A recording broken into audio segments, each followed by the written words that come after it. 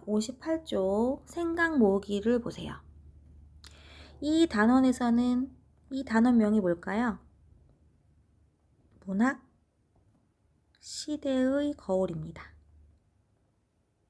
그럼 알고 계셨죠? 자, 읽어보면 문학 작품이 창작된 사회문화적 배경을 바탕으로 작품을 이해해보았다. 이 문장이 이 단원의 학습 목표라고 할 수 있습니다. 지금까지 활동을 통해 학습한 내용을 정리해보자 라고 했어요. 첫 번째 문제 보시죠. 이 단원에서 학습한 내용을 떠올리며 빈칸에 들어갈 적절한 말을 보기에서 찾아보자 라고 했어요. 요 아래에 있는 세 문장은 학습 목표를 구체적으로 표현한 것입니다. 한번 읽어볼게요. 작품의 사회문화적 배경은 인물의 말과 행동, 인물들 간의 관계, 다양한 사건 등을 바탕으로 파악할 수 있다. 작품이 창작된 사회문화적 배경을 알면 작품 전체의 의미를 파악하는 데 도움이 된다. 요 두 문장은 다시 말하면 인물의 말과 행동, 인물들 간의 관계, 다양한 사건 등을 통해 작품의 사회문화적 배경을 파악할 수 있고 이를 바탕으로 작품 전체의 의미까지 파악해야 한다. 이런 말이겠네요. 자, 세 번째 문장을 보시죠. 작품이 창작된 사회문화적 배경을 이해하고 나아가 현재의 관점과 맥락에서 작품을 감상하는 것도 필요하다. 다시 말하면 작품이 창작된 사회문화적 배경에만 한정된 이해에서 더 나아가 작품을 현재적인 관점과 맥락에서 감상할 수 있어야 한다. 이런 말이겠어요. 자, 그러면 두 번째 문제 보시죠. 다음 말이 어떤 의미인지 이야기해보자. 문학은 시대를 비추는 거울이라고 할 수 있다. 문학과 시대의 연관 관계에 대한 내용입니다. 우리가 사람들이 거울을 보면 자신의 모습을 인식하는 것처럼 우리 독자는 문학 작품을 통해서 그 시대를 이해할 수 있다. 이런 말이죠. 다시 말하면 문학 작품은 그 작품이 만들어진 창작된 시대의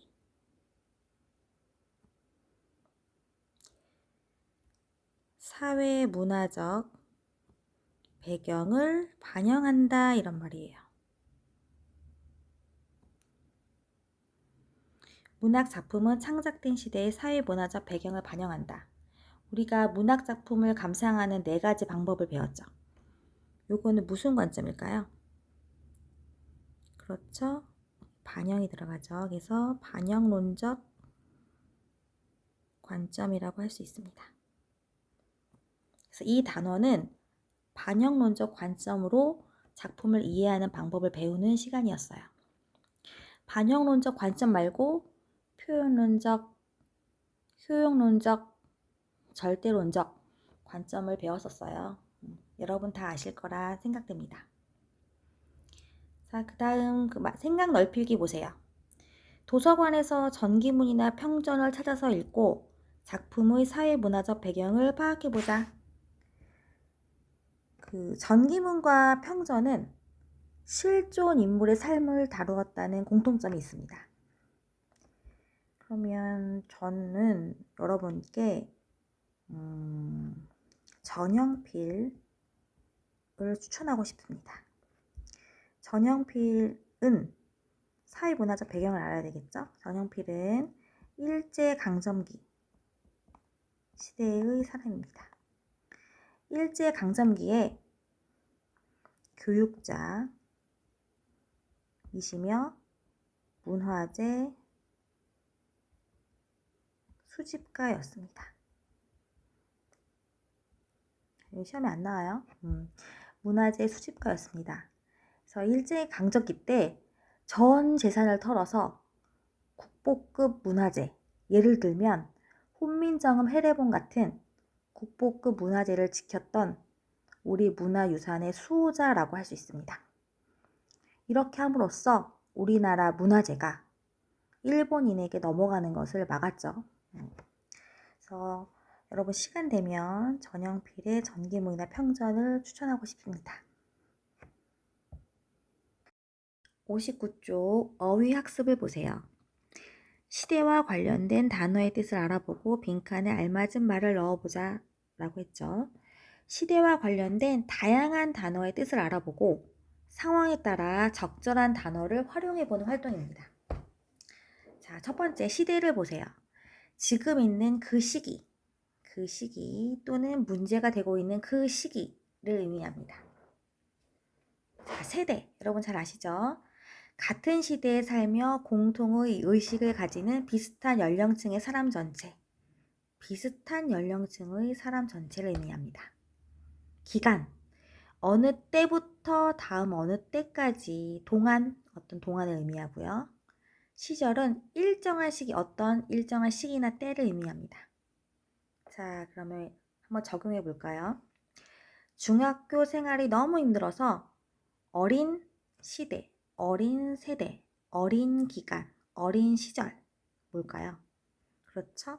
어린 시절, 어떤 일정한 시기, 어리다고 하는 그 일정한 시기로 돌아가고 싶어요. 그 다음 적응 뭐만 지나면 즐거운 일도 많을 거예요. 힘내요. 적응 시대, 적응 세대, 적응 기간, 적응 시절 뭘까요? 그렇죠? 적응 기간. 부모님은 제가 게임 개발자가 되는 것을 반대하세요. 뭘까요? 그렇죠. 어른 세대. 어른 세대는 게임을 부정적으로 보기 때문에 그럴 수도 있어요. 라고 했습니다. 여러분 다 알고 있는 거죠? 자, 마지막 보세요. 스스로 점검하기. 이 단원에서 학습한 내용을 스스로 점검해 보자. 자, 첫 번째 동그라미 보세요. 작품의 사회문화적 배경을 파악할 수 있다. 여러분, 우리는 이 단원에서 시 한 편, 소설 한 편을 배웠습니다. 시는 가난한 사랑 노래였어요. 가난한 사랑 노래. 어느 시대였죠? 그렇죠. 1970부터 80년대의 산업화 시기였습니다. 그 다음에 소설. 소설은 뭘 배웠죠?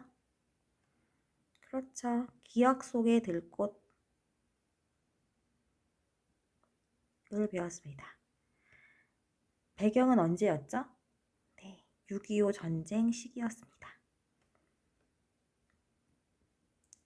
자, 그렇게 알고 있었다면 예로 가시면 되겠어요. 자, 그 다음 그 옆에 사회문화적 배경과 관련지어 작품의 창작 의도와 의미를 이해할 수 있다. 그렇다면 가난한 사랑 노래는 1970에서 80년대 산업화 시기였어요. 이때의 창작 의도 의미는 무엇일까요? 그렇죠. 당시 젊은이들을 위로하려고 쓴 글입니다. 그러면 기억 속에 들꽃의 창작 의도는 뭘까요? 그렇죠. 전쟁의 뭘까요? 그렇죠. 비극성, 비인간성을 고발하려는 글이었습니다. 자, 여기까지 다 했다면 이해해서 다음 볼까요? 선택학습 활동 2. 사회문화적 배경을 중심으로 시나리오 이해하기. 시 소설을 했기 때문에 이제 시나리오 파트가 나왔네요. 이 시나리오는 영화 내 마음의 풍금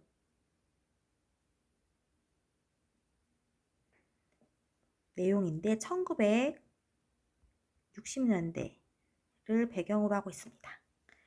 그래서 이 내 마음의 풍금은 나중에 시간 될 때 다 같이 한번 공부할 예정입니다. 자, 이렇게 해서 생각 모으기 단원을 끝내도록 하겠습니다. 여러분 수고 많으셨어요. 자, 교과서 80과 81쪽은 쉼터 부분입니다.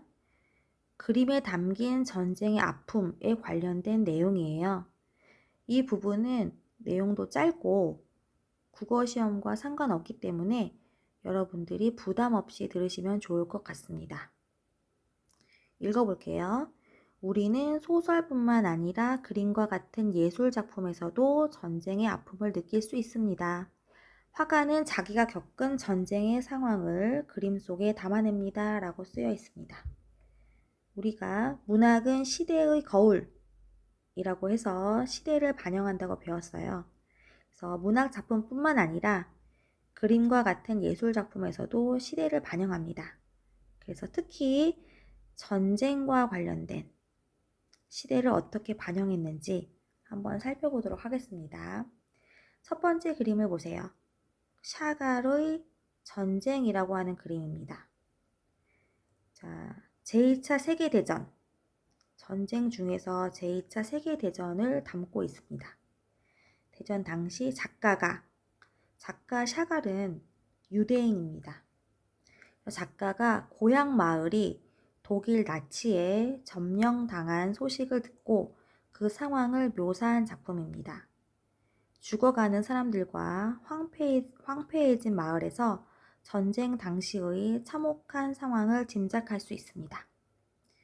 보시면 여기 기억 속의 들꽃에서 보는 것처럼 피란 행렬을 볼 수 있습니다.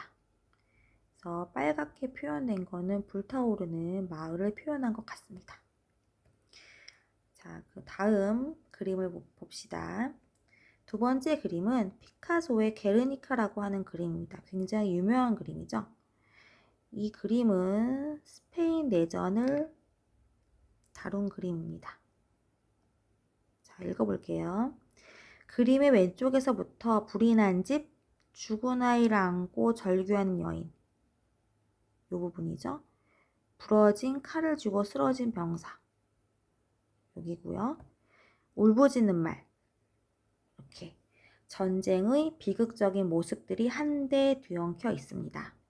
여기에는 독일이 에스파냐, 스페인의 작은 도시 게르니카를 무차별하게 폭격했다는 소식을 들은 작가의 분노가 담겨 있습니다. 자, 마지막 그림을 보시죠. 고야의 1808년 5월 3일입니다. 프랑스의 나폴레옹 군대가 스페인을 점령한 상황을 담은 그림입니다. 일렬로 늘어선 프랑스 군인들이 무장하지 않은 사람들을 향해 총을 겨눈 모습에서 인간의 잔인함과 전쟁의 폭력성을 느낄 수 있습니다. 자, 이렇게 문학 작품뿐만 아니라 그림과 같은 예술 작품에서 어떻게 시대를 반영했는지, 특히 어떻게 전쟁을 반영했는지에 대해서 살펴보았습니다. 자, 여러분 수고 많으셨습니다.